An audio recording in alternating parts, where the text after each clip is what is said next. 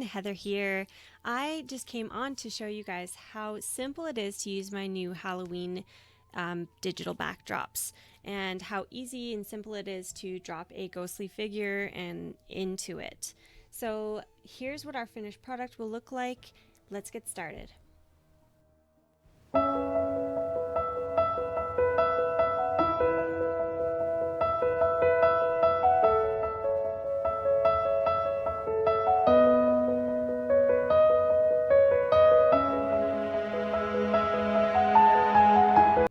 Alright, so I have my backdrop up here in Photoshop, and I also have my figure.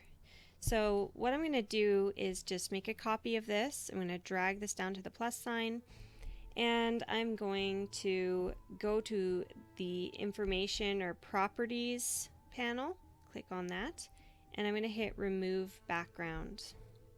And it's going to think for a minute here, and now I have a my subject kind of selected out. It's really simple. This is all you need to do. You don't need to worry about cleaning it up just yet. So I'm going to actually just take this layer and drag it straight onto my backdrop. And we're just going to kind of put her in place here for a second. So roughly right about here. So the first thing that we want to do is we're going to turn her to a smart object. So I'm just going to right click and click on smart object.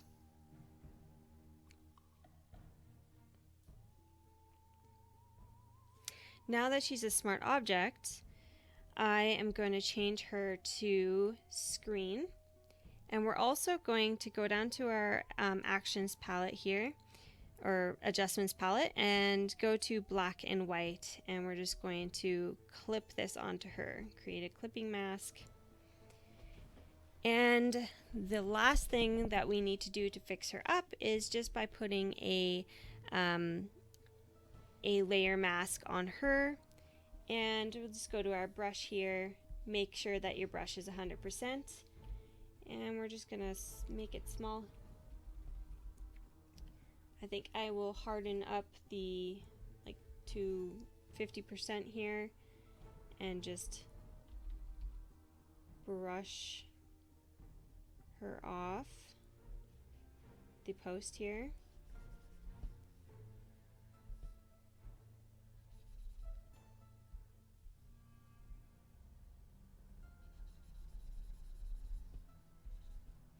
Something like that. And then the last, another thing that we want to do, so that's basically what I did to put the ghostly figure into the backdrop. But now I think I'm going to flatten this, because I do want to lighten up her face a little bit. So you could easily do that with just a curves adjustment. And I'm just going to bring the midtones up a bit. And then I will invert the layer mask. So I'm just going to hit Control I to invert it. And now I'm just going to paint this just on her face, because the rest of her is quite bright. But her face is, we're just kind of losing that a little bit. Alright, and another thing that you can do is just on the website Brush Easy, I found these smoke brushes, and I will bring them up here. Alright, so here's my smoke brushes. So all I did to kind of make her look a little more ghostly, I grabbed a few of these smoke brushes here, and I just kind of adjusted them. So you can go to your brush palette, and right in here you can adjust the brushes to be, you know, different angles and stuff here. So I'm going to make this a little smaller. Oh, we want a new layer, so just hit the plus sign to put your brushes on a new layer. And you can just brush them on however you like. I just did a few different ones here and there. You know, just like that, something like that. And then I just kind of lowered the opacity. You can also put them on soft light, or, you know, soft light kind of softens them a bit. You can put them on screen. I think I'll do screen and just lower the opacity a little bit on those. So I just did a bunch around her, kind of to make her look more ghostly. And that's all I did for that edit. It was really quite simple. It's super easy to use and to create a ghost in Photoshop. It's a lot of fun to play around with these backdrops as well. They're quite spooky, spirit of Halloween and everything. So you can find these backdrops if you're interested in using them. You can find them on my Etsy shop, which is linked below.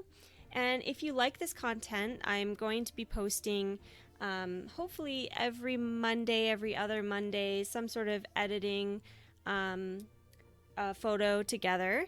And so if you like that content, please subscribe and please like this video. And we will see you in the next one.